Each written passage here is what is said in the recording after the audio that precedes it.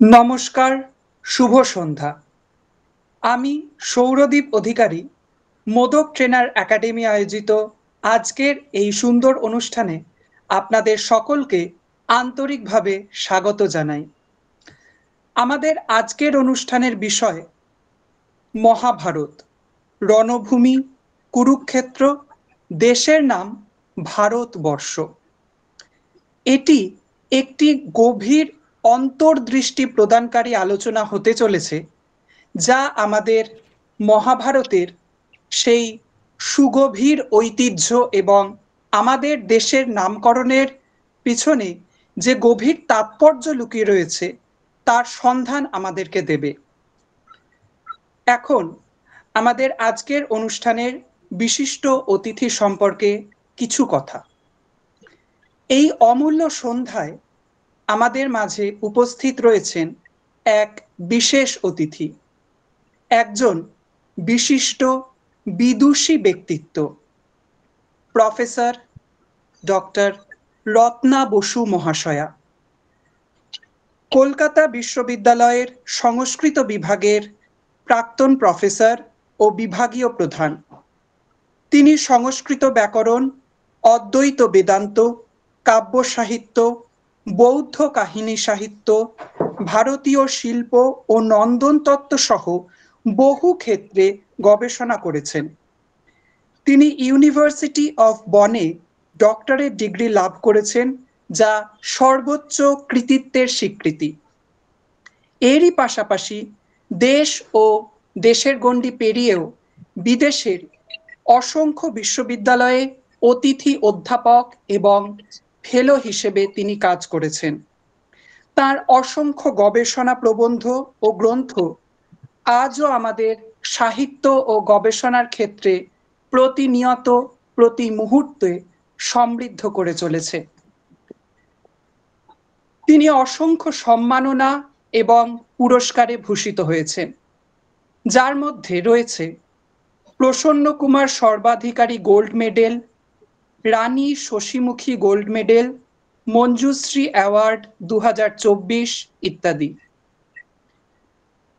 Doctor Ratna Basu মহাশয়া এমন একজন মেধাবী ও বিচক্ষণ ব্যক্তিত্বের কাছ থেকে আজ আমরা মহাভারতের অন্তর্নিহিত দর্শন এবং ভারতবর্ষের নামকরণের ঐতিহাসিক ভিত্তি সম্পর্কে মূল্যবান আলোচনা শুনতে চলেছি। আমরা সকলেই অত্যন্ত আনন্দিত এবং গর্বিত এই বিশেষ ব্যক্তিত্বকে আজ আমাদের মধ্যে পেয়ে। চলুন আমরা মনোযোগ দিয়ে ওনার আলোচনা শুনি এবং সকলে সমৃদ্ধ হই। এখন আজকের বিশেষ অতিথিকে আন্তরিক অনুরোধ ওনার মূল্যবান বক্তব্য শুরু করার জন্য। সকলকে ধন্যবাদ। নমস্কার। এর আগে মহাভারত নিয়ে একটি আলোচনা আমি উপস্থাপন করেছিলাম। এটা ছিল বৈয়াসিক মহাভারতে, মানে ব্যাস প্রোক্ত মহাভারতে। আজকে যেটা মূল সংস্কৃত মহাভারত বলে সংক্ষেপে বলা হয় সংস্কৃত মহাভারত।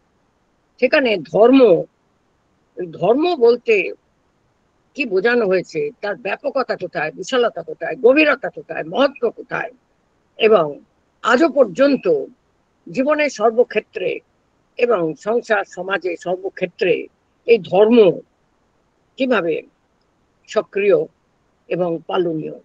এটা বিশিষ্ট ব্যক্তিগত মতামত। শ্রীরামকৃষ্ণ বলেছেন যত মত তত পথ, সেটা হচ্ছে রিলিজিয়ন। কিন্তু ধর্ম আর রিলিজিয়ন যে এক নয়, এটা বারবার সেখানে উল্লেখিত হয়েছে। কারণ ধর্ম নিয়ে নানা সংশয় বিতর্ক বারবারই উপস্থিত হয়।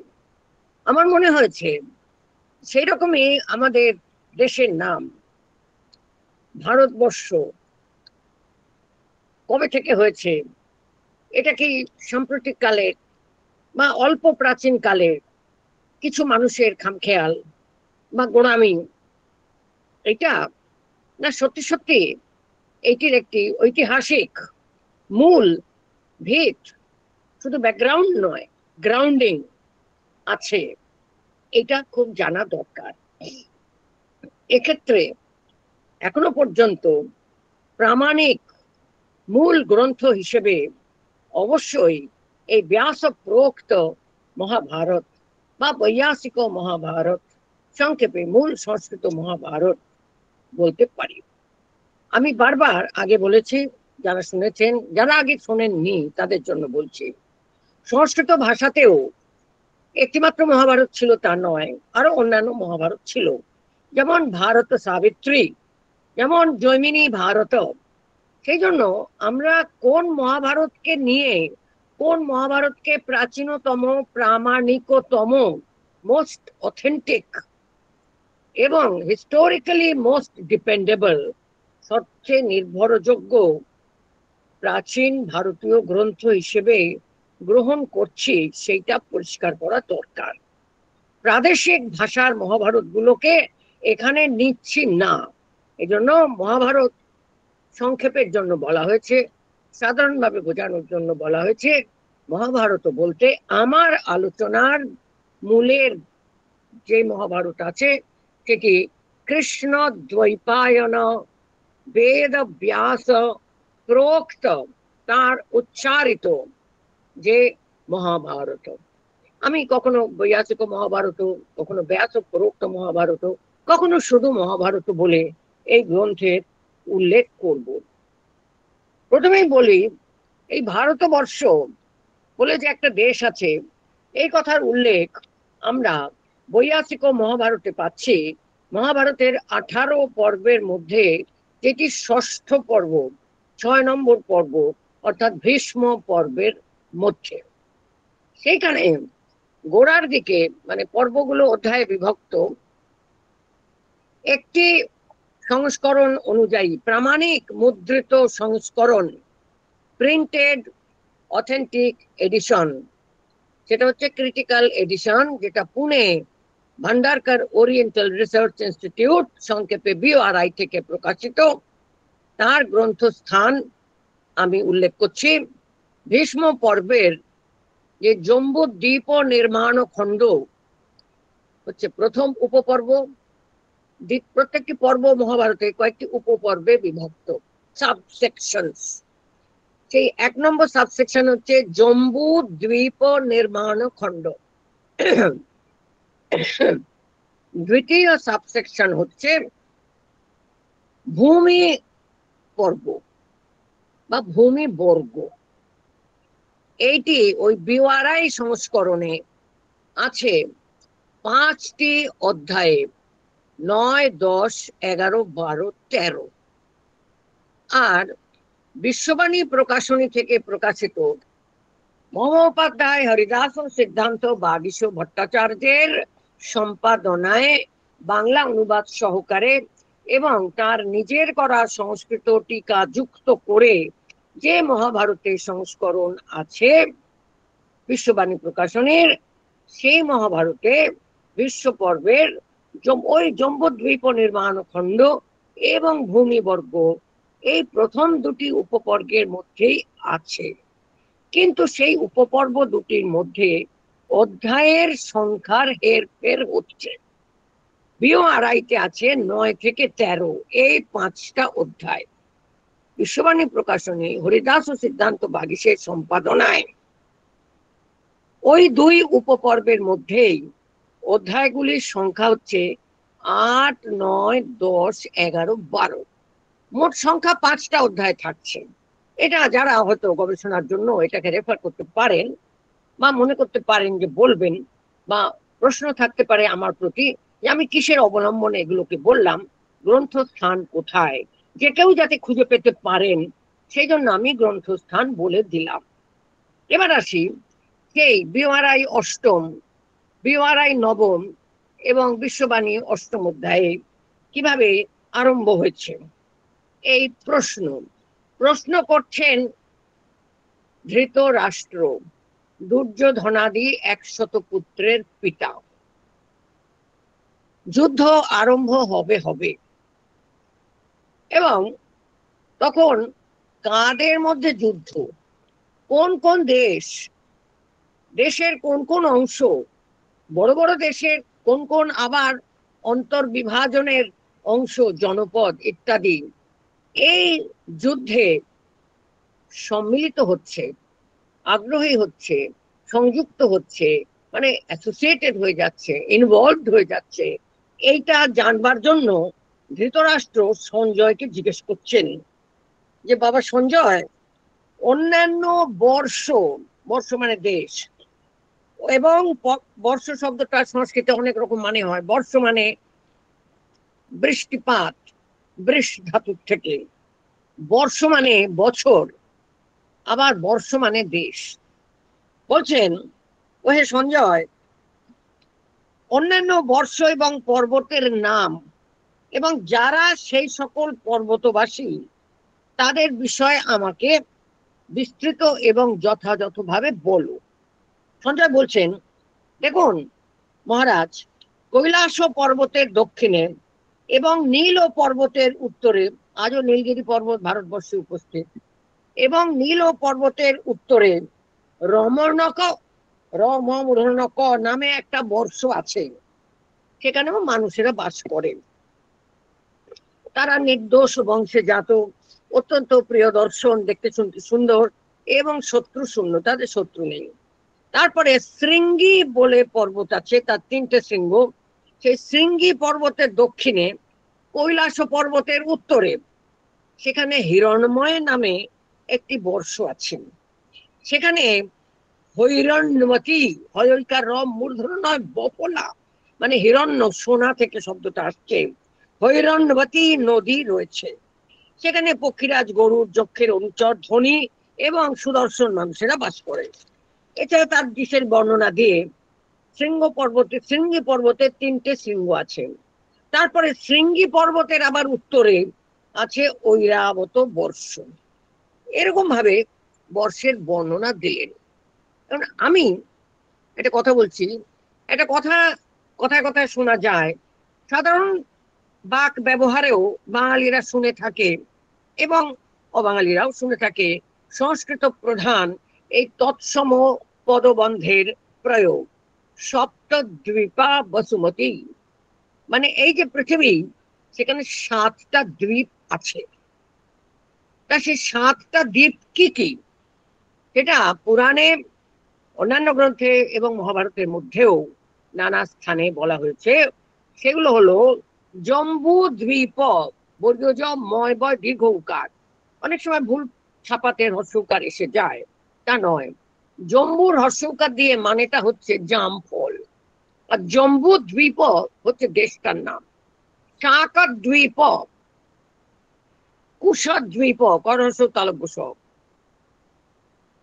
ক্রৌঞ্চ দ্বীপ, পুষ্কর দ্বীপ, প্লক্ষ, কয়লা ফোলা, কয় মূর্ধন্য ষ সংযোগ। আজকাল তো বাচ্চারা বা বড়রাও ক্ষীয় না বললে আর বুঝতে পারে না, ক্ষীয়টিও নয়, ওই অক্ষরটা হচ্ছে কয় মূর্ধন্য ষ সংযোগ। আর শালমলি, তাল বসে একা লয়ময় লয় হস্য, এই 7টি দ্বীপ জম্বু, শাক, কুশ, ক্রৌঞ্চ, পুষ্কর, প্লক্ষ, শালমলি। এর মধ্যে আবার জম্বু দ্বীপের মধ্যে 9টা বর্ষ আছে। তারা কারা? তার মধ্যে প্রথমটাই হচ্ছে ভারতবর্ষ। বলে বর্ষগুলো আবার কোথা থেকে এলো, প্রশ্ন করতে পারে কেউ। সেখানে পুরাণের ঘটনা বলছে বা বর্ণনা, প্রিয়ব্রত বলে এক ঋষি ছিলেন, তার পুত্র ছিলেন অগ্নিধ্র, গয়নার হর্ষ না, গয়নার দীর্ঘই, বিশেষ কারণে এই অগ্নি বানান দীর্ঘইকার হয়েছে, সমাসের ব্যাকরণের নানা নিয়মে আমাদের দরকার নেই। মানুষটির নাম ছিল, মানে ঋষি মানুষের নাম ছিল অগ্নিধ্র, ধৈরফলা। তার পত্নী ছিলেন এক অপ্সরা, তার নাম ছিল পূর্বচিতি, চয়নস্যই তয়নস্যই। তাদের এই অগ্নিধ্র আর পূর্বচিতির 9টি পুত্র ছিল। এই জম্বুদ্বীপকে অগ্নিধ্র আর পূর্বচিতি 9টা বর্ষে ভাগ করে 9 পুত্রকে দিয়ে দিলেন। সেই 9টা বর্ষের মধ্যে প্রথম হলো ভারতবর্ষ, তারপরে হলো ইলাবর্ষ বা ইলাবৃত বর্ষ, বৈরিকাত্ম, হরিবর্ষ, কিমপুরুষ বর্ষ, ভদ্রাশ্ব, ভয় ধরফুলাকা তালবসা বফলা, কেতু মাল বর্ষ, মালি নয় কেতু মাল, হিরণময় বর্ষ, কুরু বর্ষ, আর নাভি বর্ষ। এখন মহাভারতের এই শাকদ্বীপের বর্ণনা আছে 11 অধ্যায়ে, আর তার আগে 10ম অধ্যায়ে, 9ম অধ্যায়ে আমরা কি পাচ্ছি? ভারতবর্ষের বর্ণনা। আর উত্তর দ্বীপ প্রভৃতির বর্ণনা আছে 12শ অধ্যায়ে। ওখানে হবে উল্টো 11 নম্বর অধ্যায়ে বিওয়ারাইতে। যাই হোক, 11-12 অধ্যায়ের মধ্যে আমরা এটা পাচ্ছি। এখন যুদ্ধের ঠিক আগে রণভূমি কুরুক্ষেত্র। কুরুক্ষেত্রে সকলে গিয়ে জয় হয়েছে, হস্তিনাপুরের মানুষেরা, তাই তো? আর মনে হতে পারে যে এই কুরুদেশ বা কুরু পঞ্চাল একটু বৃহত্তর ভাবে, আর সেখানে এই ধৃতরাষ্ট্রের পুত্রেরা, তারাও কৌরব, পাণ্ডুর সন্তানেরা 5 পুত্র, তারাও কৌরব।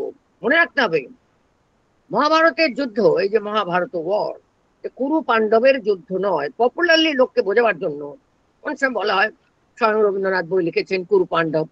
এই যে কুরু পাণ্ডবের যুদ্ধ, এটা গবেষণাগত দৃষ্টিতে বা ঐতিহাসিক দৃষ্টিতে বলা ভুল হবে। আমাদের বক্তব্য হচ্ছে কৌরবদের সঙ্গে কৌরবদের যুদ্ধ। ব্যাপারটা হচ্ছে ধৃতরাষ্ট্রের পুত্ররা কেবল নিজেদেরকেই সঠিক কৌরব, কুরু বংশের উত্তরাধিকারী বলে মনে করছে এবং দাবি করছে। সেই জন্য তারা এই রাজ্যের ভাগ দিতে অস্বীকার করছে পাণ্ডু পুত্রগণকে। কারণ তারা বলছে ওরা আসল কৌরব নয়, আমরা ওদেরকে মানি না। কাজেই মহাভারত পড়লে আমরা দেখতে পাচ্ছি ধৃতরাষ্ট্রের পুত্রগণকেও এবং পাণ্ডুর পুত্রগণকেও সর্বত্র কৌরব, কুরুনন্দন, কুরুপুত্র এই বলে সম্বোধন করা হচ্ছে। পাণ্ডবদের কেবল পাণ্ডব, কুন্তিসুত এসব বলা হয়েছে। পাণ্ডবসুত, কুন্তিসুত, কৌন্তেয় মানে কুন্তির পুত্র, এসব বলা হচ্ছে। কিন্তু আগাগোড়া যদি দেখি, সর্বত্রই এদেরকে কুরুনন্দন, কুরুকুমার, কৌরব এই বলেও সম্বোধন করা হচ্ছে। যুদ্ধটা মূল কতগুলো গোড়ার কথা বলে নিচ্ছি। কৌরবদের সঙ্গে কৌরবদের, অর্থাৎ the claim to be Kauravas was debated, was denied by Duryodhana and his other 19 brothers, the sons of Dhritarashtra, who denied the right of the sons of Pandu or the sons of Kunti to be the heirs of the Kuru dynasty. এই কুরু ডিনাস্টি, কুরু সাম্রাজ্য কারা পাবে, কাদের ভোগ দখলের অধিকার আছে সেখানে, এই নিয়েই তর্ক। যাই হোক, দেশের নাম ভারতবর্ষ, বংশ নাম যাই হোক, ভীষ্ম পর্বে একাধিকবার বলা হয়েছে এই দেশের নাম ভারতবর্ষ, যেখানে আমরা বাস করি। যত্র বর্তামহে বয়ম, এই বসাম বয়ম না বলে বর্তামহে বয়ম, মানে যেখানে আমরা বর্তমান। আমরা বাংলায় দেখুন বাস করিও বলি, আবার বসবাস করিও বলি। যখনই বলা হয় বসবাস করি, মানে সেটা দীর্ঘদিনের পার্মানেন্ট একটা নুয়ান্স, একটা সিগনিফিকেন্স, একটা তাৎপর্য বহন করে। অর্থাৎ মূল মহাভারতের কাহিনীর সূত্রপাত, এই লাইনটা খুব গুরুত্বপূর্ণ, আপনাদের দৃষ্টি এবং শ্রবণ অবধান আকর্ষণ করছি। মূল মহাভারতের কাহিনীর সূত্রপাত, নিউক্লিয়াস, যদি খ্রিস্টপূর্ব 2000 বছরের কাছাকাছিও ধরা হয়, তাহলে আমাদের দেশের এই নাম প্রায় 4000 বছর প্রাচীন। এটা এনসিয়েন্ট ইন্ডিয়ান হিস্ট্রি, প্রাচীন ভারতের ইতিহাসের যারা গবেষক, যেমন রণবীর চক্রবর্তী বা কনাদ সিংহ, আজকাল খুব লেখালেখি করছেন, খুব পরিচিত নাম, বিশিষ্ট গবেষক এবং অত্যন্ত মেধাবী সফল অধ্যাপক, এটা স্বীকার করতেই হচ্ছে। মানে 4000 বছরেরও বেশি প্রাচীন, একটু বেশি হতে পারে। ব্রহ্মবৈবর্ত পুরাণে ভারতবর্ষ নামের উল্লেখ আছে। ব্রহ্মবৈবর্ত পুরাণে বলা হয়েছে জম্বু দ্বীপের 9টি বর্ষের মধ্যে একটি হলো ভারতবর্ষ। ভীষ্ম পর্বে জম্বু দ্বীপ নির্মাণ খণ্ডে যে বর্ণনা পাওয়া যাচ্ছে সেটাও অনুরূপ, মানে প্রায় একই রকম। বরং ভীষ্ম পর্বের বিশেষ বিশেষ শ্লোক আমরা পড়ে দেখছি যে সে বর্ণনাটা আরো বিশদ, আরো অনেক বেশি বিস্তৃত এবং ডিটেইল। আমি ব্রহ্মবৈবর্ত পুরাণে শ্রীকৃষ্ণ জন্মখণ্ডের 51 শ্লোকটি পড়ছি। এটা অনেক সময়ই আপনারা সংস্কৃতের বিশিষ্ট পণ্ডিতদের মুখে শুনে থাকবেন। উত্তরং যৎ সমুদ্রস্য, উত্তরং যৎ সমুদ্রস্য, হিমাগ্রেশ্চৈব দক্ষিণম, বর্ষং তদ ভারতং নাম, ভারতী যত্র সন্ততি।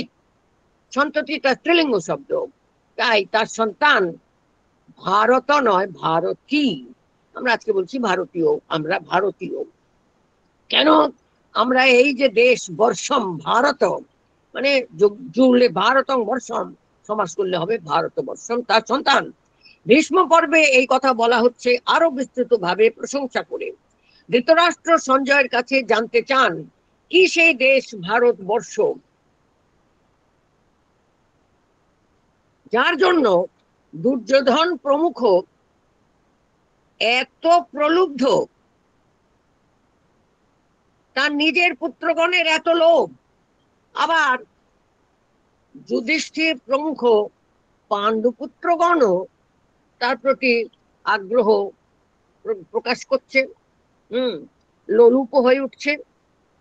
তখন সঞ্জয় বললেন, মানে আমি শ্লোকটা যদি আপনারা চান বলছি, কেউ যেন মনে না করেন ভারতবর্ষ নামটা ধৃতরাষ্ট্রের কাছে অজানা ছিল, কিন্তু তিনি যুদ্ধের প্রারম্ভে এই ভারতবর্ষের বিশদ বর্ণনা চাইছেন, সমস্ত মানুষের জনপদের বৃক্ষ প্রভৃতি প্রাকৃতিক যে সম্পদ তার বর্ণনা চাইছেন। এটা কেন? এই যুদ্ধের যে প্রামাণিকতা, geographical and political and historical authenticity enhanced হচ্ছে, বৃদ্ধি পাচ্ছে, প্রতিষ্ঠিত হচ্ছে এই প্রামাণিকতা এই ভৌগোলিক বিবরণের মধ্যে। ধৃতরাষ্ট্রের প্রশ্ন, যদ ইদং ভারতং বর্ষং যত্র ইদং মূর্ছিতং বলম। মূর্ছিত মানে এখানে অজ্ঞান হয়ে যাওয়া নয়, মূর্ছিত মানে আমরা বাংলায় যে বলি না ঝাঁপিয়ে পড়েছে, হামলে পড়েছে, সেইটা হচ্ছে মূর্ছিতম। যদ ইদং ভারতং বর্ষং যত্র ইদং মূর্ছিতং বলম। বল মানে সৈন্য, যেখানে সব সৈন্যরা একেবারে ঝাঁপিয়ে পড়েছে দখল করার জন্য। লক্ষ্য করবেন আজকেও কিন্তু এই ভারতবর্ষকে নানাবিধ যুদ্ধে, বাণিজ্যিক হোক রাজনৈতিক হোক, দখল করার জন্য বলং মানে শক্তি সমূহ, বিশ্বের শক্তি সমূহ মূর্ছিত মানে ঝাঁপিয়ে পড়ে, অতিমাত্রায় আগ্রহ দেখায়। যত্র অতিমাত্রং লুব্ধয়ং পুত্র দুর্যোধন মম। যত্র গৃদ্ধা, গৃদ্ধ মানেও লুব্ধ, যত্র গৃদ্ধা পাণ্ডুসুতা, যত্র মে সঞ্জতে মনঃ, আমার মন সেখানে সজ্জতে আগ্রহী হয়ে উঠছে। এতন্মে তত্ত্বম আচক্ষ, এটা থিওরিটিক্যালি তার সমস্ত কথা আমাকে তুমি বলো, তুমি এ ব্যাপারে কুশল, কুশল হিয়সি সঞ্জয়, হে সঞ্জয় তুমি এ ব্যাপারে সবচাইতে দক্ষ। উত্তরে সঞ্জয় বলছেন, আরে না না মহারাজ, শুধুমাত্র পাণ্ডুপুত্রগণ নয়, দুর্যোধন, শকুনি এবং আরো আরো অনেক ক্ষত্রিয়রাও এবং অন্যান্য জনপদের রাজারাও এই দেশের প্রতি, মানে এই ভারতবর্ষ নামে দেশের প্রতি লোভ করে, গৃদ্ধা। আর এই বিষয়ে তারা একে অপরকে মোটেই সহ্য করতে পারেন না। সঞ্জয় বলছেন, নতত্র পাণ্ডবা গৃদ্ধা শৃণু রাজন বচো মম, হে রাজা ধৃতরাষ্ট্র আমার কথা শুনুন। গৃদ্ধ দুর্যোধনস্তত্র, দুর্যোধন সেখানে অতি লোভী হয়ে পড়েছে। শকুনিশ্চাপি সৌবলঃ, রাজা সুবলের পুত্র ওই দুর্যোধনের মামা শকুনিও খুব গৃদ্ধ, অতি লোলুপ। অপরে ক্ষত্রিয়াশ্চাপি, অন্যান্য ক্ষত্রিয়রাও, নানা জনপদেশ্বরা, এবং অন্যান্য জনপদের সকল ঈশ্বর মানে রাজারাও, প্রভুরাও, যে গৃদ্ধা ভারতে বর্ষে, ওরাও আছে যারা ভারতবর্ষের প্রতি অত্যন্ত লোলুপ এবং নমৃষ্যন্তি পরস্পরম, পরস্পর সহ্য করতে পারে না। বিবারাইতে ভীষ্ম পর্বের 10ম অধ্যায়ে 3 এবং 4 শ্লোক, বিশ্ববাণী প্রকাশনের 9ম অধ্যায়ে 3 এবং 4 শ্লোক। আগের শ্লোক দুটো ওই দুটো অধ্যায়ের 1ম এবং 2য় শ্লোক। সঞ্জয় আরো বললেন যে এই যোজন সহস্র ব্যাপী এই দেশ, সকল দেবতার কাঙ্ক্ষিত এই দেশ ভারতবর্ষ, দেবরাজ ইন্দ্র, পৃথু, বৈবস্বত মনু এবং অন্যান্য সকল শ্রেষ্ঠ জনেরই প্রিয় এই স্থান, বলবান ক্ষত্রিয়গণের অতি প্রিয় এই দেশ, এই ভারতবর্ষ। ভারতবর্ষ নামের এই দেশেই আমাদের বসবাস। এখানে সকল পুণ্য কর্মের উৎস ভূমি। এই দেশে, এটা খুব লক্ষণীয় আজকের জন্য, আর্য, ম্লেচ্ছ, পার্বতীয় সকলেই বসবাস করেন। অন্যান্য আরো অনেক জাতি ও বর্ণের মানুষও এখানেই বাস করেন। বলছেন ওই এখানে 13 অধ্যায়, বিওআরআই মানে ক্রিটিক্যাল এডিশনে, বিশ্ববাণী এডিশনে 12 অধ্যায়, শ্লোক হচ্ছে আমি পড়বো যেগুলো 8, 9, 10 এবং 50 নম্বর শ্লোক। অত্রতে কীর্তয়িষ্যামি বর্ষং ভারত ভারতম। প্রথম ভারত, এটা হচ্ছে সম্বোধন, মানে ভারতবর্ষের সন্তান, হে ভারত মানে ধৃতরাষ্ট্র। বর্ষং ভারতং মানে ভারত নামের এই দেশকে কীর্তয়িষ্যামি মানে প্রশংসা করে বিস্তৃত বর্ণনা করছি। প্রিয়ম ইন্দ্রস্য দেবস্য মনোর বৈবস্বতস্য চ। দেবরাজ ইন্দ্রের প্রিয়, বৈবস্বত মনুরও প্রিয়।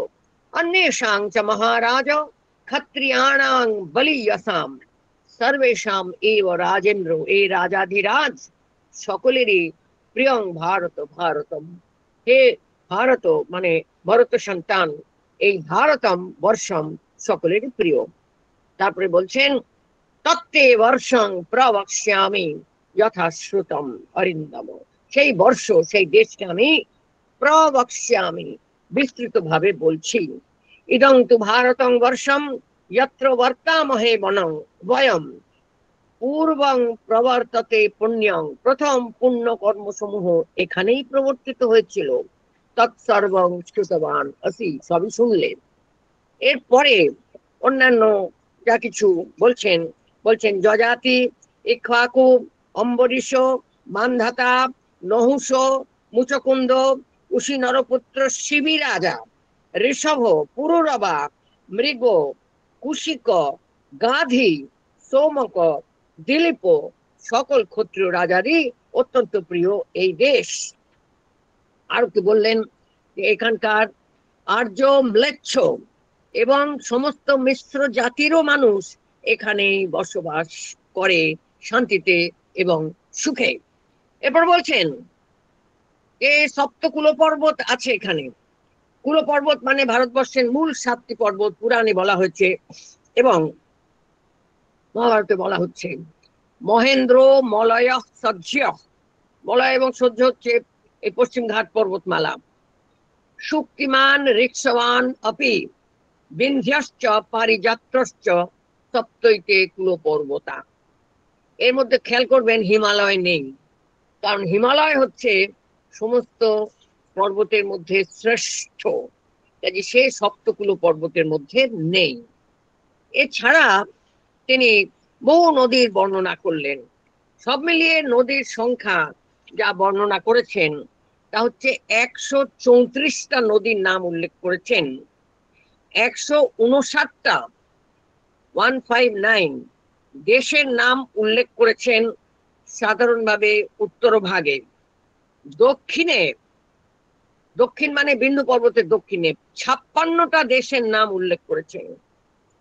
আরো উত্তরে বা উত্তর পূর্বে যেখানে অধিক অধিক ম্লেচ্ছদের বাস, তাদের সংখ্যা হচ্ছে 24।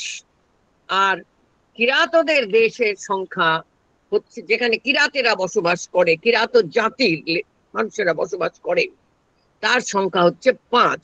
কিরাত জাতি হচ্ছে এই যে সিকিম, ভুটান, এই তিব্বত, এইসব। সুনীতি কুমার চট্টোপাধ্যায়ের একটি গ্রন্থ আছে কিরাত জনকৃতি, বুঝতে পারছেন, মানে সেটা তিব্বতের সম্পর্কে বই, তিব্বত এবং তিব্বতী গ্রন্থ সাহিত্য এইসব সম্পর্কে বই। আচ্ছা, এখন দেখি তিনি কি বলছেন। এছাড়া হচ্ছে নদীগুলো কি কি,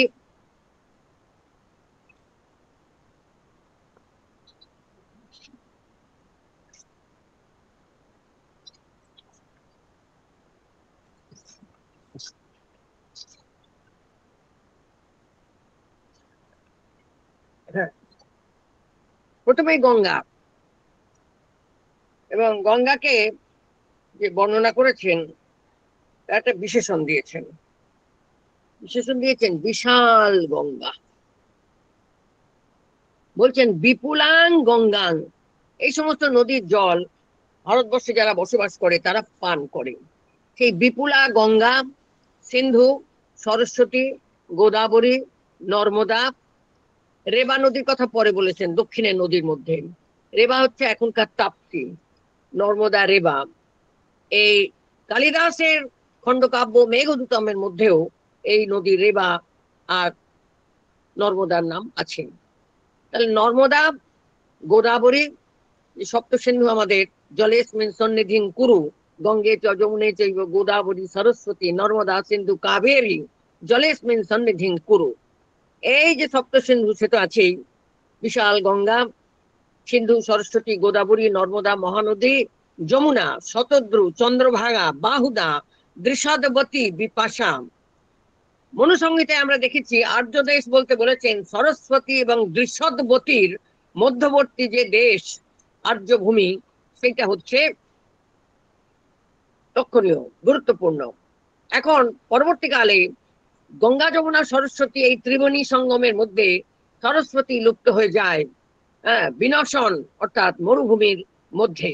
সেই সরস্বতী সভ্যতা এবং সরস্বতী কালচার এবং সরস্বতী নদীর ইতিহাস নিয়ে গত 20-25 বছর ধরে বিপুল গবেষণা হচ্ছে, এবং সরস্বতী নদী যে একটা মিথ, একটা কল্পনা নয়, সেইটা আজকে পরিষ্কার হয়ে গেছে আধুনিক গবেষণার, বৈজ্ঞানিক গবেষণা। স্যাটেলাইটের মাধ্যমে দেখা গেছে, মহাকাশে স্যাটেলাইট প্রয়োগ করে, যে সরস্বতী নদী ছিল এবং এখনো তার গতিপথ লক্ষ্য করা যাচ্ছে।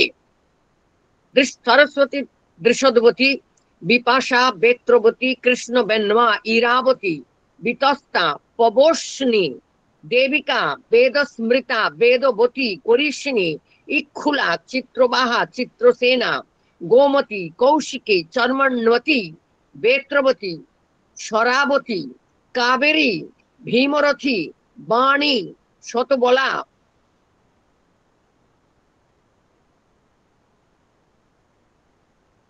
বাণী, শতবলা, বীরবতী, হিরণ্যবতী মানে স্বর্ণময়ী নদী, সোনা, চিত্রশিলা, বরনা এবং অসি। আপনারা জানেন এই বরনা ভুল করে অনেকে বরুণা বলেন, এবং অসি নদী এখনো পর্যন্ত বারাণসীতে গেলেই আমরা দেখতে পাচ্ছি, অসি বলা হয় হিন্দিতে। এই বরনা এবং অসি এই দুই নদীর সঙ্গমস্থলে বারাণসী এই জনপদের অস্তিত্ব। নীলা, এছাড়া যে নদীগুলি রয়েছে এখানে আমি বলে যাচ্ছি, সেটা হচ্ছে বন্দনা, এটাকে পাপনাশিনী মহানদী বলা হয়েছে। চিত্রসেনা, চিত্রবাহা, করিষ্ণী, কৌশিকী, ত্রিদিধা, কৃত্তা, নিচিতা, লোহিতারণী, রহস্যা, শতকুম্ভা, সরজু, চর্মণ্বতী। আচ্ছা, কি একটা গন্ডগোল হচ্ছে, আমার ইনস্ট্রুমেন্টে কিছু একটা গোলমাল হয়ে যাচ্ছে, সরি। শতকুম্ভা, সরজু, আপনারা নিশ্চয় ভাবছেন এতক্ষণ সরজু পাচ্ছি না। চর্মণ্বতী, বেত্রবতী, হস্তসমা, শরাবতী, পয়োষ্ণা, বেন্না, ভীমরথী, নিবারা, সুপ্রয়োগা, পবিত্রা, কুণ্ডলা, রাজনী, পাটলাবতী, মহেন্দ্রা বলেও একটা নদী ছিল, কুশচিরা, মকরী, প্রখরা, শিবা, ঘৃতবতী, হেমা, মেনা, সেব্বা, ছায়া, সদানীরা। সদানীর একটা বৈদিক কালের অত্যন্ত বিখ্যাত নদী। তো অমৃষা, কুশদ্বারা, কুশধারা, শিবা, বীরবতী, সুভদ্রা, গৌরী বলে একটি নদী, কম্পনা, কপিলা, তুলবেণা, বীরকল্পা, রেবা, বিশ্বামিত্রা, তারপরে আছে বেদাম্বা, বাহুদা, সোনাম্বা, জাম্বু নদী, সুরসা, তমসা, বাল্মীকি যে নদীর তীরে ক্রৌঞ্চ যুগলকে কষ্ট পেতে দেখেছিলেন, ক্রৌঞ্চ বধে ক্রৌঞ্চীর কান্না শুনেছিলেন। জাম্বু নদী, বৃহৎবতী, ব্রহ্ম বেদ্ধা, সামান্না, বরণাসী, নীলা, ধৃতিকরী, পর্ণাশা, মানবী বলে একটি নদীর কথা বলছেন, ব্রহ্ম মেদ্ধা, বৃষভা ইত্যাদি। আমি বললাম আপনাদের আগেই যে 134টা নদীর কথা আছে। এরপরে যে দেশের নামগুলো করেছেন, আরো নদীর নাম করেছেন, চিত্রকলা, মহাগৌরী, দুর্গা, ব্রাহ্মণী। আমাদের ব্রাহ্মণী নদী পশ্চিমবঙ্গেও আছে, পূর্ববঙ্গেও বাংলাদেশেও আছে। মন্দাকিনী, বৈতরণী, কোষা, শক্তিমতী, অনঙ্গা, বৃষা, বৃষকা, করতোয়া। করতোয়া বর্তমানে পূর্ববঙ্গের নদী, মানে বাংলাদেশের লোহিত্যা। এই লোহিত নদী হচ্ছে ব্রহ্মপুত্র, কেউ কেউ আইডেন্টিফাই করেছেন। কুমারী, উত্তর পূর্বের নদী এগুলো। ঋষিকুল্লা, মারিসা, আবার সরস্বতী, মন্দাকিনী, সুবর্ণা ইত্যাদি ইত্যাদি। বলছেন এই সকল নদী সকলের মাতৃতুল্য। আজকাল জল, পুকুর, জলাশয় নয়, নদীও চুরি হয়ে যাচ্ছে বলে মাঝে মাঝে খবরের হেডলাইন হচ্ছে। মহাফল উৎপাদন করে। অন্যান্য শত সহস্র সহস্র নদী অপ্রকাশিত অবস্থায় আছে, যেমন ফল্গু নদী, এই বলছেন অপ্রকাশিত অবস্থায় আছে। এবার কয়েকটা দেশের নাম বলছি, শুনুন। কুরুপাঞ্চাল, মাদ্রেয়, শালব, জাঙ্গল, সুরসেন, পুলিন্দ, বোধ, নাল, মাল, মৎস্য একটা দেশের নাম, কুশল্য, কুন্তি, কুন্তি ভোজ এক রাজার নাম, সে কুন্তি দেশের, কান্তি কৌশল, চেদি, মৎস্য, করুষ। আমরা যারা সংস্কৃত সাহিত্য কাব্য নিয়ে পড়াশোনা করেছি, সেখানে নায়ক রাজাদের নামের ক্ষেত্রে আমরা এইসব জায়গার নাম পেয়েছি। পুলিন্দ, সিন্ধু একটা দেশের নাম, ভোজ একটা দেশের নাম, উত্তম, দশার্ণ, মেকল, উৎকল, পঞ্চাল, কৌশল, অঙ্গ, বঙ্গ, কলিঙ্গ, মাগধ, বিদেহ, শক, চক্রাতি, অশ্মক, পাণ্ডুরাষ্ট্র, বিজয়, মলজ, প্রহ্লাদ একটা দেশের নাম, মল্ল, সুদেষ্ণ দেশের নাম, শশিক, বাল্হিক, বাটধান, আভীর, করতোয়, করতোয়া নদীর নাম, করতোয়া দেশের নাম, অপরান্ত, পরান্ত, পঞ্চাল, চর্মমণ্ডল, নিষাদ, নিষধ, নিষধ, নিষাদ একটা দেশ, নিষধ আর একটা দেশ, যার থেকে আমাদের নিষধ রাজ কে ছিলেন, নল, তাকে নিয়ে মহাকাব্য নৈষধীয় চরিতম রচনা করেছেন শ্রীহর্ষ নামের এক কবি। সামুদ্র বলে একটা দেশ, অন্ধ্র, অন্তর্গিরি দেশ, বহুতর, এরকম অজস্র, গান্ধার, সৌবীর, সিন্ধু, কাশ্মীর, অভিশব, কুলুত, দর্ব, বহুবাদ্য, সুদামা, কয়েকটা কয়েকটা নাম বলছি, কুশবিন্দু, কচ্ছ, দেশগুলো এখনো আছে, কুলিন্দ, করিশক, বজ্র, কিরাত, কুরু, বর্ণক, বর্বর, সিদ্ধ, বৈদেহ, বিদেহ একটা দেশের নাম বলেছে, বৈদেহ, তাম্রলিপ্ত, আজও ভ্যালিড, ওড্র, ওড়িশার একটা ভাগ, ম্লেচ্ছ, সৈরিন্দ্র, পার্বতীয়। এরপরে ভারতবর্ষের দক্ষিণ ভাগের অনেক দেশের নাম করছেন, দ্রবিড়, কেরল, প্রাচ্য, বুধিক, বনবাসিক, কর্ণাটক, মহিষক, বিকল্প, মূষক, ঝিল্লিক, কুন্তল, সৌহৃদ, চোল, কোঙ্কণ, মালব, সনঙ্গ, বরক, কুকুর, অঙ্গার, মারিস, ধ্বজিনী, কোক, বক, প্রষ্ঠ কাব্যে পেয়েছে এই দেশের নাম, বিন্ধ্যাচুলিক, পুলিন্দ, বলকল, মালব, বল্লভ, অপরবল্লভ। প্রাচীন ভারতবর্ষের ইতিহাস পড়লে আমরা এইসব দেশের নাম এবং সব ডিনাস্টি অর্থাৎ রাজ্য এবং ডিনাস্টির যারা রাজা ছিলেন, রুলার ছিলেন, তাদের কথা পাচ্ছি।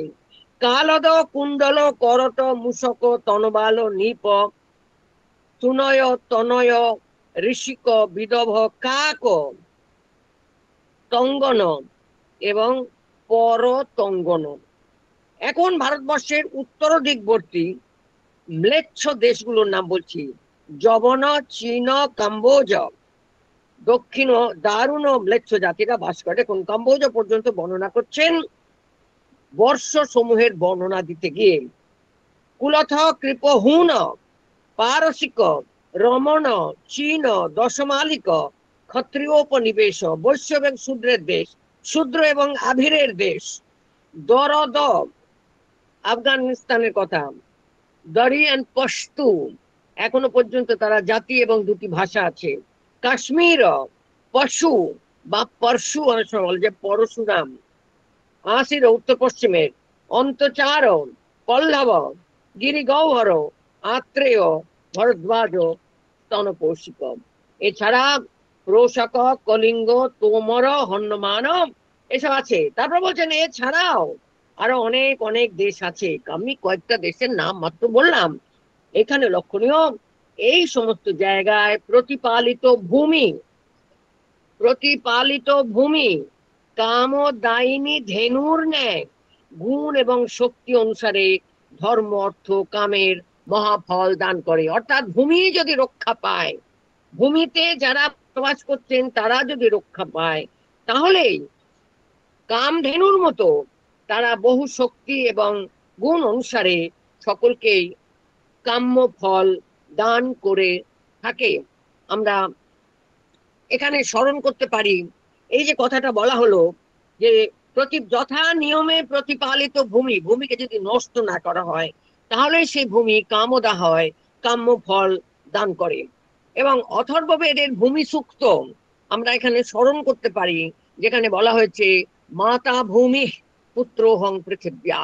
মাতা হচ্ছেন ভূমি, এই পৃথিবী, আর আমি হচ্ছি এই পৃথিবীর সন্তান। এবং তারপরে সেই ভূমির কাছে মা বলে তাকে সম্বোধন করে ঋষি বলছেন ইয়ত্তে ভূমে বিখনামি, নানা কাজের প্রয়োজনে হে ভূমি মাতা তোমার যেটুকু আমি ক্ষয়ক্ষতি করে ফেলি, ক্ষিপ্রং তদপি রোহতু, ক্ষিপ্রম অতি দ্রুত সেটাও যেন আবার গড়ে ওঠে, বেড়ে ওঠে।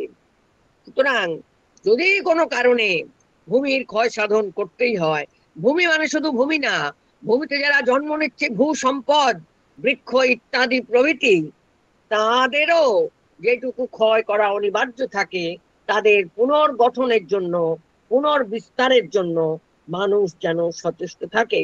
বীর বলবান এবং ধর্ম অর্থে নিপুণ রাজারা এই ভূমির আকাঙ্ক্ষা করে এবং ধনলোভী হয়ে যুদ্ধে প্রাণ ত্যাগ করে থাকে। আর ভূমি দেব শরীর এবং মনুষ্য শরীরের পুষ্টি সাধন করে। সুতরাং হে ভরত শ্রেষ্ঠ ধৃতরাষ্ট্র, কুকুর যেমন ভোজনে অভিলাষী হয়ে পরস্পরের পরিগৃহীত মাংস গ্রহণ করে, অর্থাৎ একখণ্ড মাংসের জন্য লোভী হয়ে কুকুর যেমন কামড়া কামড়ি করে মূর্ছিত হামলে পড়ে, সেই রকম রাজারাও ভোগের আকাঙ্ক্ষায় পরস্পরের ভূমি অপহরণ করবার জন্য মূর্ছিত হয়ে পড়ে, অজ্ঞান নয়, ঝাঁপিয়ে পড়ে, হামলে পড়ে। তাতে অদ্যাপি সঞ্জয় ধৃতরাষ্ট্রকে বলছেন এই অপহরণ করার এবং এই অতি লোভ করে পরস্পরকে সহ্য না করে অমর্ষণ করে যখন মানুষে আক্রমণাত্মক হয়ে উঠছে, তাতে কারো কামনার তৃপ্তি হয় না। সেজন্যই কৌরবগণ এবং পাণ্ডবগণ যেন সাম দান ও ভেদ দণ্ড এই চার উপায়ে ভূমি গ্রহণ করবার চেষ্টা করেন, এবং সেটাই তারা করছেন। বলতে প্রশ্ন করতে পারে তাহলে যুদ্ধ করছে কেন, কুরু পাণ্ডবরা কেন এটা করতে যাচ্ছে, কৌরবরা কেন, মানে ধৃতরাষ্ট্রের পুত্ররা এবং পাণ্ডব পুত্ররা এই সমগ্র কৌরব কুরু বংশ কেন তাহলে এরকম যুদ্ধ করছে, ওরাও তো যুদ্ধ করছে, তাহলে কাকে দোষ দিচ্ছে? বলছে না, ওরা ওরকম মাংস খণ্ড নিয়ে কামড়া কামড়ি করার জন্য যুদ্ধ করছে না, তারা ধর্ম সংস্থাপনায়, কেন সামদান ভেদ দণ্ড এই চার উপায়ে সুস্থিতি ধর্মরাজ্য স্থাপনের জন্যই তারা সচেষ্ট। যথা নিয়মে সদা সর্বদা পর্যবেক্ষণ করলে ভূমি প্রাণীগণের পিতা মাতা ভ্রাতা পুত্র এবং আকাশ ও সর্বস্বরূপ হয়ে থাকে। এই হলো ভূমির বর্ণনা পেলেন। এখন আমি ফিরে যাই আবার ভারতবর্ষের যে বর্ণনা রয়েছে সেখানে বলছে সমস্ত রাজাদের এই প্রিয় দেশ সপ্তকুলাচল এখানে রয়েছে এবং এদের সকলকে রক্ষা করা আমাদের কর্তব্য।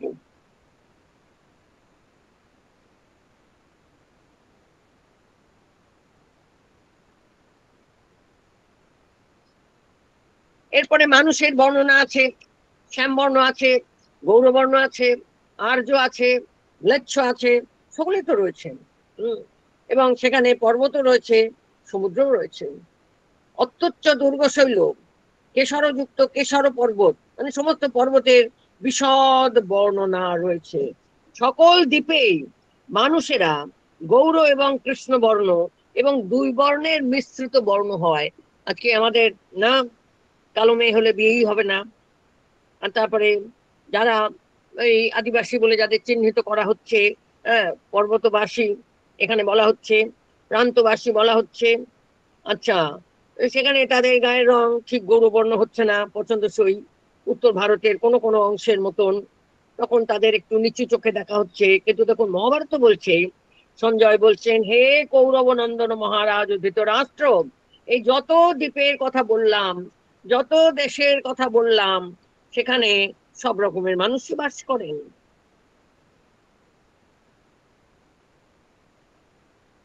গুণে বশত কোন কেউ, কোন মানুষ, কোন স্থানে মনুষ্যগণ শ্যামবর্ণ, কোন স্থানে গৌরবর্ণ। এর মধ্যে এর আগে সমস্ত মেরু পর্বত, অন্যান্য পর্বত বিশাল বর্ণ বিবরণ আছে। এবং শাকদ্বীপ হচ্ছে রত্নের আকর, এটা বলা হচ্ছে। আমি আগেই বলেছি কোন কোন বর্ণনা বেশি করে আছে, বর্ণনা বেশি করে রয়েছে শাকদ্বীপ আর জম্বুদ্বীপ এবং শাকদ্বীপের বর্ণনা বিশদে এখানে রয়েছে।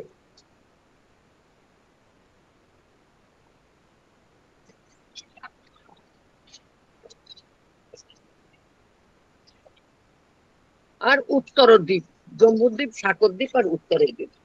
এবং এখানে সে বলছেন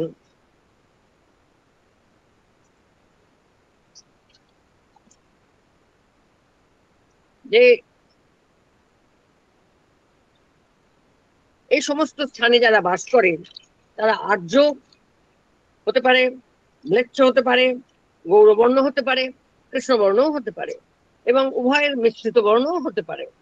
তাই নিয়ে কোনো মানুষের মধ্যে ভেদ যেন করা না হয়।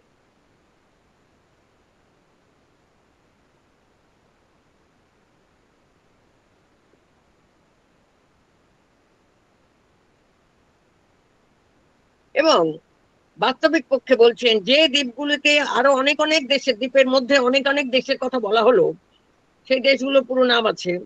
যে দ্বীপগুলিতে একই, সেই দ্বীপগুলিতে সেই পুরোটা একই দেশ। আমি আগে বলেছি যে প্রথমে 159টা দেশের কথা বলা হয়েছে, দক্ষিণে 56টা দেশের কথা বলা হয়েছে, উত্তরে ম্লেচ্ছ প্রধান দেশের নাম বলা হয়েছে 24টা, আর কিরাতদের দেশের কথা বলা হয়েছে 5টা। মানে কতগুলো দেশের নাম বললো। এবং তার মধ্যেকার যে জনপদগুলো সেগুলোরও বিশেষ বর্ণনা করা হয়েছে। মহাভারতে আরো একটি বর্ষের কথা বলা হয়েছে, কাপিল বর্ষ এবং বেণু মন্ডল বর্ষ। আর একটা বর্ষ হচ্ছে সুরথ বর্ষ, আর ধৃতিমত বর্ষ, আর প্রভাকর বর্ষ। এইগুলোকে যদি আমরা দেখি তাহলে আমাদের মনে হবে না তুলনাত্মক বিচার করা প্রয়োজন। পুরাণে যে বর্ষগুলোর কথা বলা হলো আর এখানে যে বর্ষগুলোর কথা বলা হলো।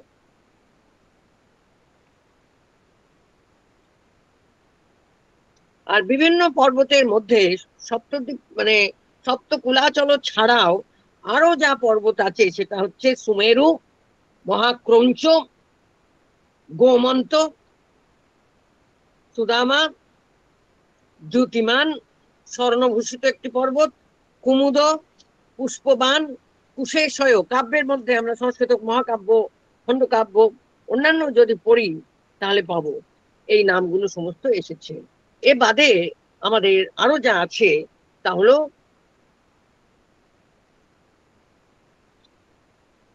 যে স্থানের নাম এবং জনপদের নাম।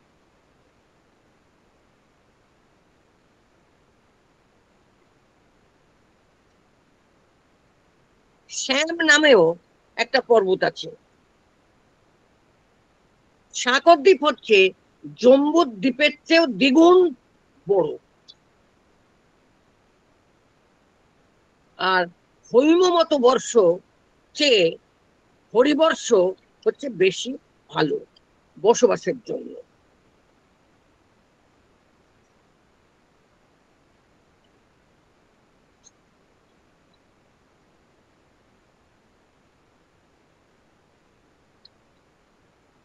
প্রায় শেষ করে এসেছি। তাহলে এই যে গৌরবর্ণ, কৃষ্ণবর্ণ এবং উভয়বিধ বর্ণের মানে তাদের মিশ্র বর্ণের মানুষ এখানে বলছেন সকল দ্বীপেই মানুষেরা গৌর এবং কৃষ্ণ বর্ণ হয়ে থাকে, এবং তার কি হচ্ছে দুই বর্ণের মিশ্রিত বর্ণ হয়। কিন্তু যেখানে শ্যাম পর্বতের সংসর্গে মানুষ শ্যাম পর্ব হয়ে থাকে, সেই জন্য পর্বতটাকেও শ্যাম বলা হয়ে থাকে।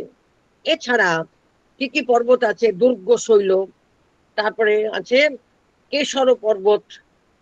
এই পর্বতগুলো ক্রমশ একটার থেকে আর একটা আরো বেশি। এছাড়া মেরুগিরির কাছে, মানে মেরু বলেই একটা পর্বত হলো, এর মধ্যে আবার সুমেরু কুমেরু এরকম বর্ষ আছে। সুমেরু হচ্ছে স্বর্ণবর্ণ, তাকে কনকাচল বলা হয়।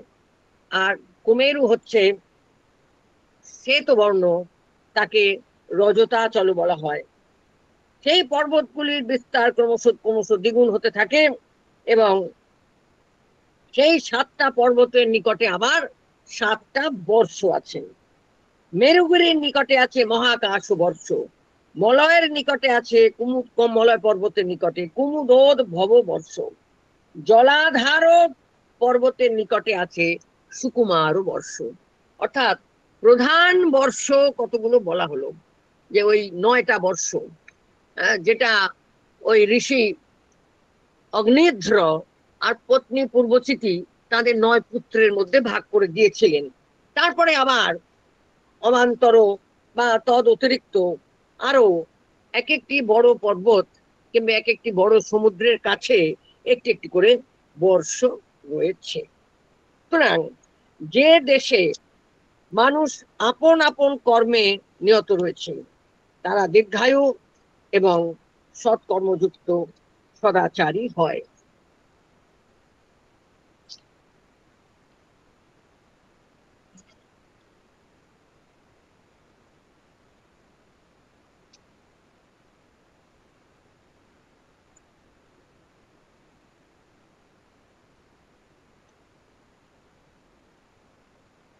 কাজে যে 9টা বর্ষ বললাম, তাছাড়া সুরথ বর্ষ, কম্বল বর্ষ, ধৃতিমত বর্ষ, পঞ্চম বর্ষ, মানে ধৃতিমত হচ্ছে পঞ্চম, এবং প্রভাকর বর্ষ আছে। তাছাড়া কাপিল বর্ষ, এগুলো খুবই উল্লেখযোগ্য। এরপরে একটা পর্বতের বর্ণনা আছে। একটা হচ্ছে ক্রৌঞ্চ পর্বত, আর একটা হচ্ছে বামন পর্বত, একটা হচ্ছে অন্ধকার পর্বত, আর একটা হচ্ছে পর্বত শ্রেষ্ঠ মৈনাক। এই মৈনাক আবার আরেকটি গণনায় সপ্তকুলাচলের মধ্যে পরিগণিত হয়। মৈনাক পর্বতটা হচ্ছে কিরকম না, তাকে দেখা যায় না, জলের তলায়।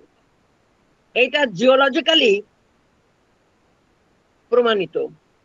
এরপরে একটা বলছেন পুষ্কর বলে একটা দ্বীপ আছে। পুষ্কর বর্ষ আগে বললাম। পুষ্কর নামে সেখানে মণি এবং রত্নশালী নামে একটা পর্বত আছে। তাহলে পুষ্কর নামে মণি এবং রত্নে পরিপূর্ণ একটি পর্বত আছে। কোথায়? পুষ্কর দ্বীপে একটা পর্বত হলো পুষ্কর। এখন দেবতারা এই জন্য এগুলোকে পছন্দ করছেন। তিনি সেই দ্বীপের রাজা, তিনি মঙ্গলকারী।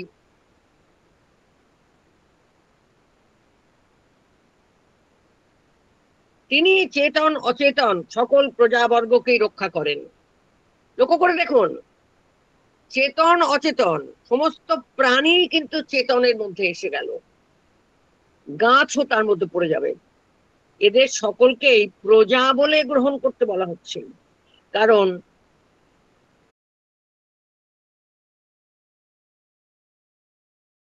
যাই হোক, এই যে সবটি চলাচল, তার মধ্যে বাকিগুলো শোনা গেছে তো মৈনাকের আগে পর্যন্ত।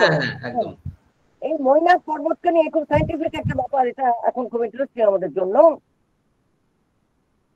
যে এই যে কঞ্চ পর্বত বা অন্যগুলো সেটা আছে, বামন পর্বত তাও আছে, সপ্তকুলাচল যেগুলো বললাম, আরেকবার খুলে আনি, এই তালগুলোর মধ্যে সব গেল। মহেন্দ্র মলয় সহ্য পারিযাত্র, মানে সহ্য, মলয় সহ্য শক্তিমান ঋক্ষমান, এটা হচ্ছে পশ্চিম ঘাট আর পূর্ব ঘাট পর্বতমালা দুটো। বিন্ধ্য আর পারিযাত্র, এই হলো সপ্তকুল পর্বত। এর মধ্যে বিন্ধ্য আছে কিন্তু হিমালয় নেই, আগেই বলেছি। এখন এখানে আর একটা পর্বতের গণনা করা হতো, সেটা হচ্ছে মৈনাক পর্বত। আর মৈনাক পর্বত কোনটা? বর্তমান ভারতবর্ষের যে পর্বতগুলো, সেখানে তো মৈনাক পর্বত কি দেখা যাচ্ছে না। তাহলে এই মৈনাক পর্বতটা কে? মৈনাক পর্বত সমুদ্রের তলায় চলে গেছে। সমুদ্রের তলায় গেল কেন? সমুদ্রের তলায় তার চলে যাওয়ার কারণ, আগেকার কালে মানে প্রাচীন কালে পুরাণের গল্প অনুসারে পর্বতেরা পাখা যুক্ত ছিল, তাদের পক্ষধর বলা হতো। পাখা নিয়ে তারা কি করবে? পাখির মতো উড়ে বেড়াবে। তো আকাশে অনবরতই তারা চলাচল করছিল। কিন্তু এই চলাচলের ফলে দেবতাদের খুব অসুবিধা হতে লাগলো। তারাও তো দেবতা জানি, তাই না, অন্তরিক্ষ জানি।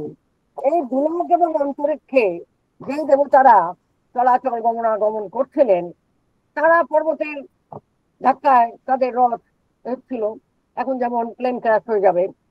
তখন তারা ঠিক করলেন যে না, তাহলে পর্বতের পাখা রাখা যাবে না, পর্বতেরা যাতে উড়ে বেড়াতে না পারে তার ব্যবস্থা করতে হবে।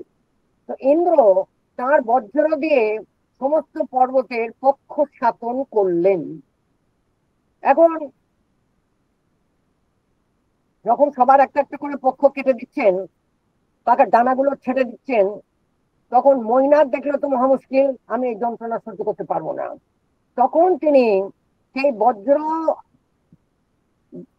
ঘাতে বা বজ্রপাতে পক্ষ ছেদনের ভয় থেকে আত্মরক্ষা করার জন্য সমুদ্রের নিচে গিয়ে আত্মগোপন করলেন।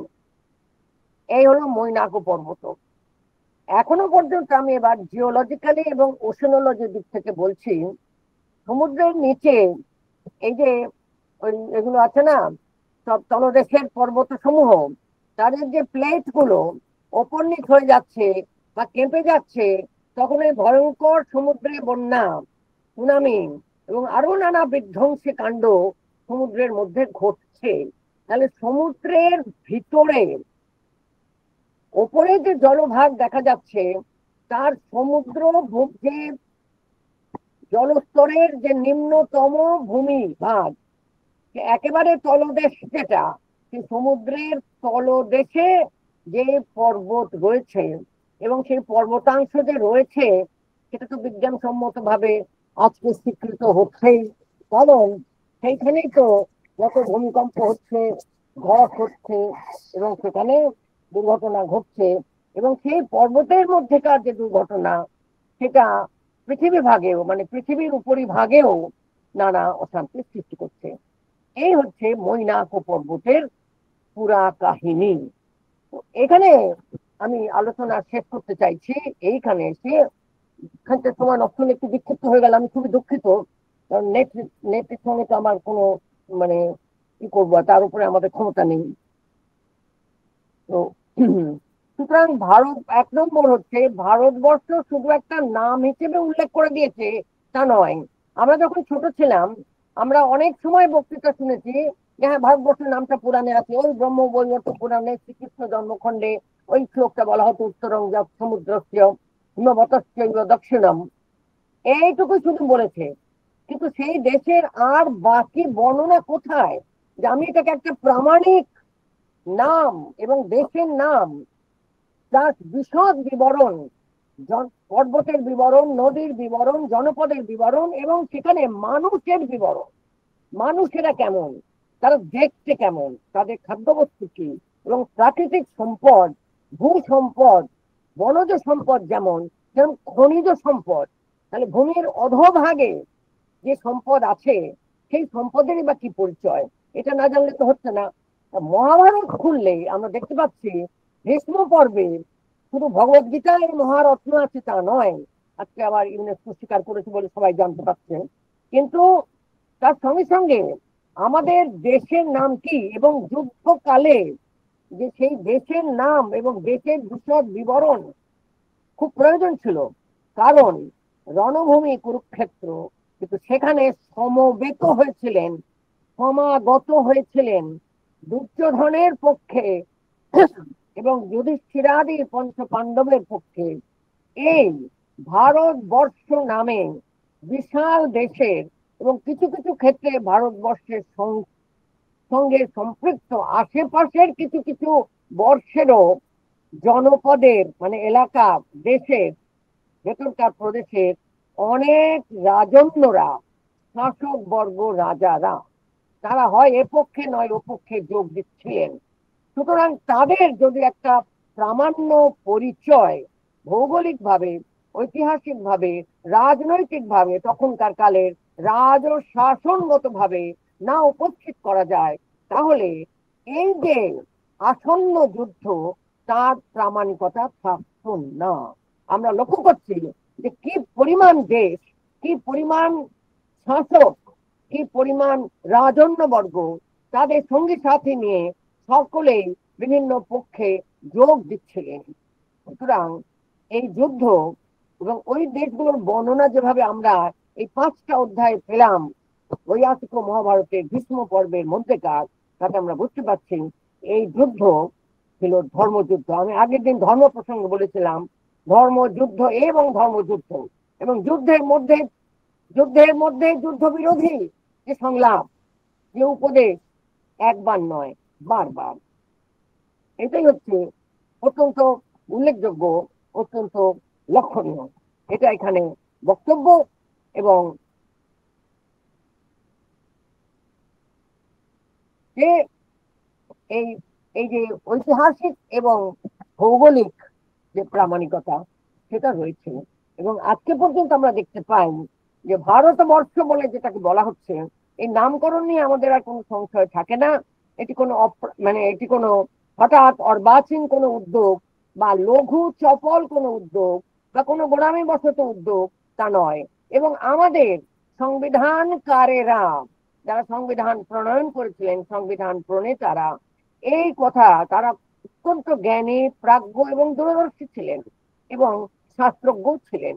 তাদের বিদ্যা প্রজ্ঞার কোনো তুলনা নেই। তারা তার জন্যই সংবিধানে, ভারতীয় সংবিধানে প্রথম বাক্য ইন্ডিয়া, দ্যাট ইজ ভারত। সুতরাং এই নিয়ে কোনো বিতর্ক, কোনো হালকা লঘু চপল মন্তব্য কিংবা কোনো গোড়ামি কিংবা কোনো উগ্রতা, কোনো উগ্র আক্রমণাত্মক কোনো আচরণ কোনোটাই সঙ্গত নয়।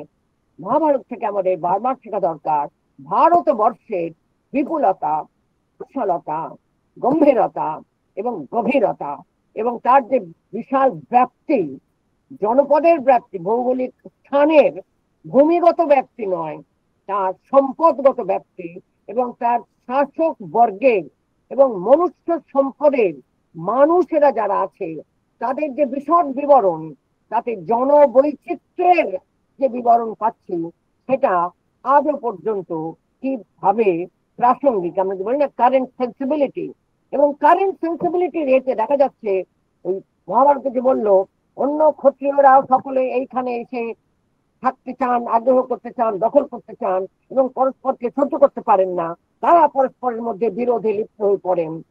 খুবই লক্ষণীয় এবং অনুভব করার যোগ্য, গভীরে অনুধাবন করার বিষয় হচ্ছে আজকে পর্যন্ত ভারতবর্ষের সার্বিক বিশ্ব নৈতিক এবং বিশ্ব রাজনৈতিক এবং বিশ্ব আদর্শগত, ধর্মাদর্শগত, মতাদর্শগত এবং যে কোনো দর্শনগত, দার্শনিক মূল্যবোধ, জীবন দর্শনগত মানবিক দর্শনগত দিক থেকে ভারতবর্ষের দিকেই কিন্তু সকলে তাকিয়ে আছে, নিজ স্বার্থ সিদ্ধির জন্য, ক্ষুদ্র স্বার্থের জন্য এবং বৃহত্তর শিক্ষার জন্য। আমরা এটা জানি যে এশিয়ার সঙ্গে ইউরোপের সম্পর্ক এবং এশিয়ার অন্যান্য, ভারত ছাড়া অন্যান্য দেশের সঙ্গে কেন ইন্ডোলজি পড়া হয় ইউরোপে এত গভীর ভাবে। ভারতের বাইরে ইন্ডোলজি কি জায়গা? কারণ ইউরোপ, আমেরিকার এবং তার অস্ট্রেলিয়া ইত্যাদি জুড়ে নিচ্ছে, আমি কানাডাকে বলছি, সেখানে ভারতবর্ষের গভীর জ্ঞান ছাড়া সমস্ত বিষয়গত এশিয়ার অন্যান্য দেশের সঙ্গে তাদের সম্পর্কে দৃঢ়তা, গভীরতা এবং আন্তরিকতা থাকবে না, তা লঘু হয়ে যেতে বাধ্য হবে। তো তার জন্য যারা ভারত নয় অন্যান্য দেশের সঙ্গে সম্পর্ক করতে চাইছেন, তাদেরকে চিনতে চাইছেন, জানতে চাইছেন, তাদেরকে জানবার জন্য, চিনবার জন্য, তাদের গভীর পরিচয় পাবার জন্য তারা ভারত বিষয়ে, ভারতবর্ষ বিষয়ে অধ্যয়ন করতে আগ্রহী, ইন্ডোলজিক্যাল স্টাডিজে আগ্রহী হয়ে পড়ছেন। এই হলো আমার চোখে মহাভারতের ভারতবর্ষ পরিচয়। ধন্যবাদ, নমস্কার।